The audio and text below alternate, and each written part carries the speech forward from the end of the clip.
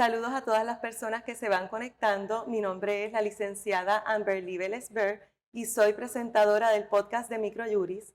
En el día de hoy nos acompaña el licenciado Cox Alomar, con quien hemos estado grabando una serie de cápsulas sobre diferentes artículos de la Constitución de Puerto Rico, y este va a ser el último grabación que vamos a tener junto al licenciado con relación al 70 aniversario de nuestra Constitución, que se cumple el próximo 25 de julio. Saludos, licenciado, ¿cómo se encuentra? Estoy muy satisfecho de estar aquí con ustedes, con Microjuris, para darle concreción a esta serie de podcasts que hemos hecho precisamente en ocasión del 70º aniversario de la Constitución del Estado Libre Asociado. Y en este episodio, como última grabación, vamos a estar discutiendo el artículo 7 de nuestra Constitución, que es el artículo de enmienda a la misma.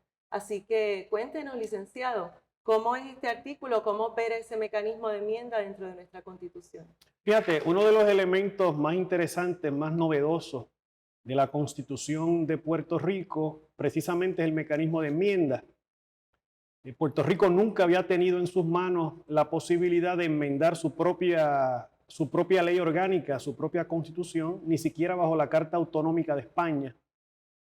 La Carta Autonómica de España era intocable por los puertorriqueños, solamente se podía enmendar a través de negociaciones bilaterales con el Parlamento español, y luego las leyes orgánicas bajo los primeros años de la dominación americana solamente eran enmendables por el Congreso de los Estados Unidos. Así que esta es la primera vez con la Constitución de Puerto Rico, la Constitución del 52, que los puertorriqueños entonces ostentan el poder de poder enmendar dentro de ciertas limitaciones su propia Constitución.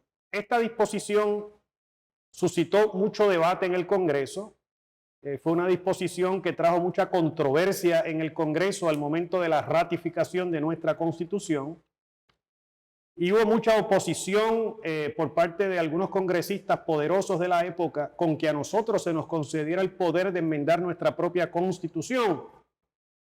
Y para poder atender esas dudas, esas interrogantes, esos obstáculos que se interponían desde Washington, cuando se comienza el proceso de evaluación de la Constitución en Washington, el Congreso entonces exige que se le añada una disposición adicional al artículo 7º original, que es lo que conocemos ahora como la sección 3 de ese artículo, que establece que ninguna enmienda que se le haga a nuestra Constitución puede contravenir la Ley 600, el Estatuto de Relaciones Federales. O sea que sí nos concedieron a través del proceso del 52 el poder de enmienda, pero ninguna enmienda puede contravenir lo que ya dispone la Ley 600 y el Estatuto de Relaciones Federales.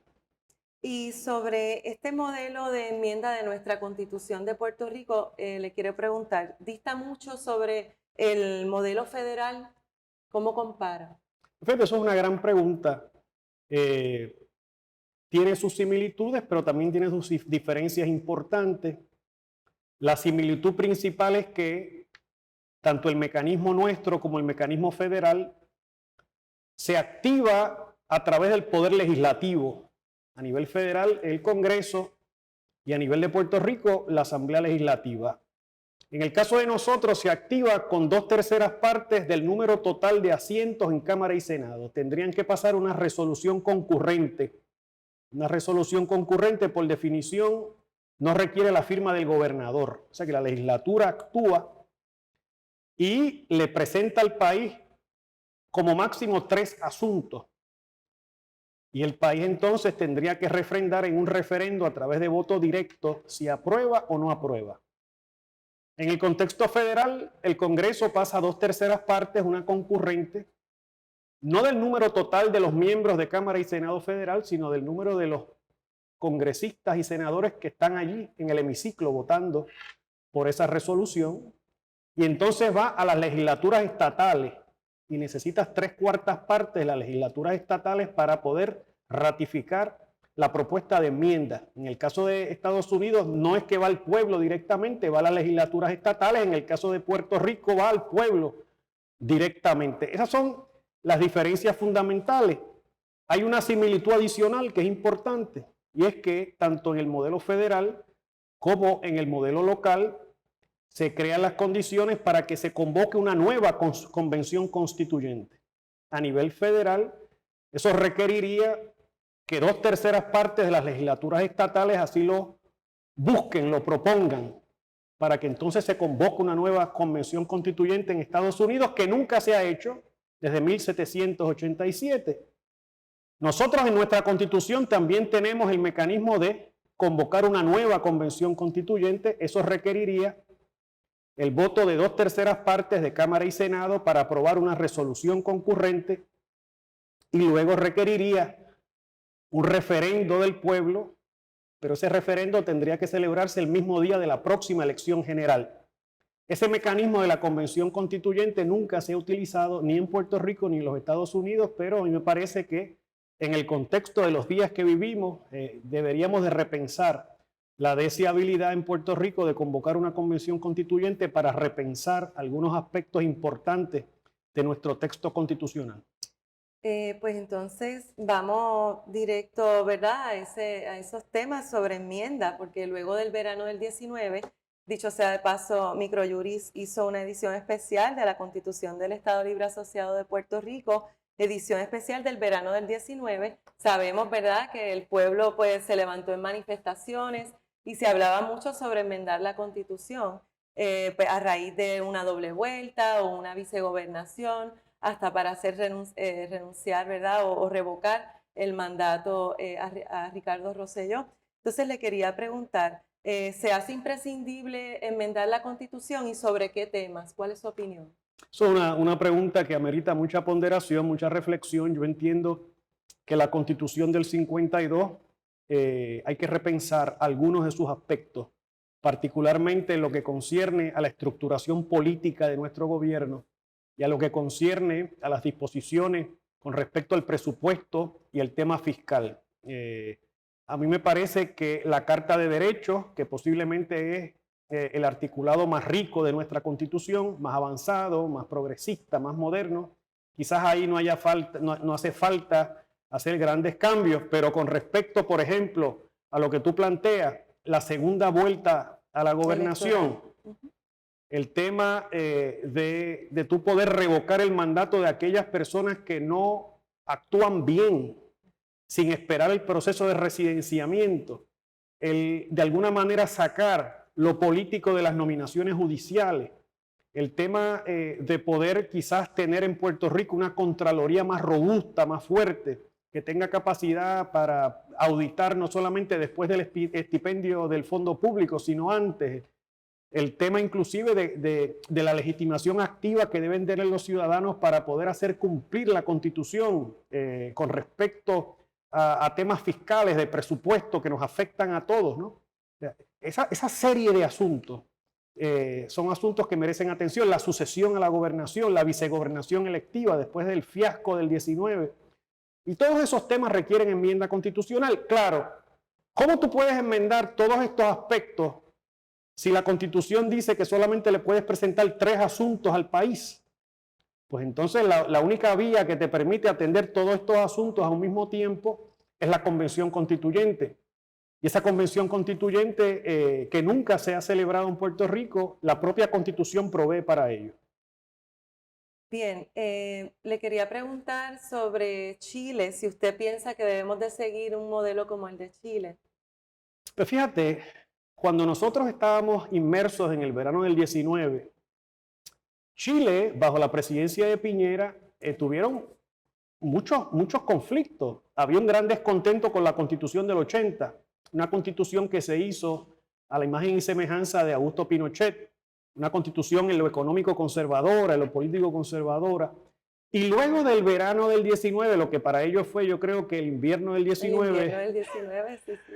Lo de ellos desembocó en un proceso institucionalizado, con sus luces y sus sombras, pero un proceso encauzado, un proceso institucionalizado para dentro del cauce constitucional atender los asuntos de forma permanente. Y se convocó esa constituyente en Chile. El 4 de septiembre se decide si el pueblo acepta, aprueba o rechaza lo que esos constituyentes redactaron. Veremos a ver. En el caso nuestro ha sido todo más accidentado.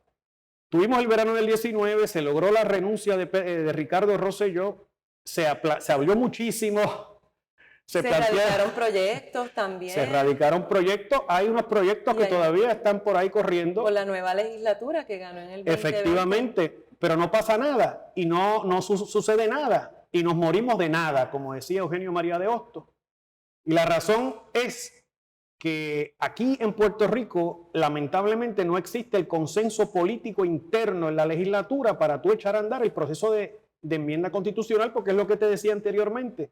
La Constitución requiere 2/3 partes del número total de asientos en Cámara y Senado que se pongan de acuerdo con respecto a este tema y lamentablemente no hay la madurez política en esta etapa para empujar esto. Uno pensaría que los pinos nuevos, en palabras de José Martí, cuando vayan jóvenes que no tienen las gringolas actuales, los prejuicios que las generaciones nuestras tienen, que poco a poco esos jóvenes puedan entonces crear las condiciones para fraguar los consensos que este momento requiere.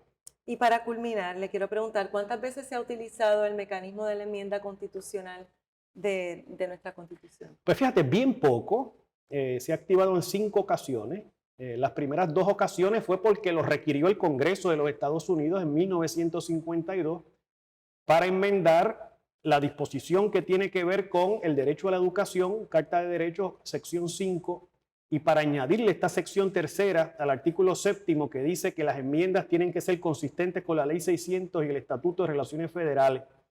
Después de esas 2 primeras enmiendas hubo una tercera enmienda en 1960, en donde básicamente se dice que el Tribunal Supremo puede resolver en sala. Había un problema de congestión en el Tribunal Supremo. Se enmienda el lenguaje de la Constitución para que entonces el Supremo pudiera actuar en salas de 3 y agilizar los trabajos. Eso resultó un desastre. No funcionó el sistema de salas. Bien, hubo una 4ª enmienda en 1961 con respecto al margen prestatario y la fórmula para computar el alcance del poder prestatario del gobierno de Puerto Rico.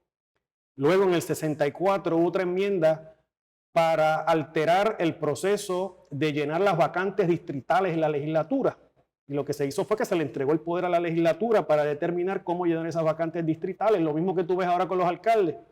La legislatura hace lo que quiere con respecto a cómo llenar esas vacantes. Y en el 70 se enmienda por última vez la Constitución para permitir el voto de 18 años. ¿Verdad? Porque en la época de nuestros padres, nuestros abuelos, la edad mínima eran 21 años.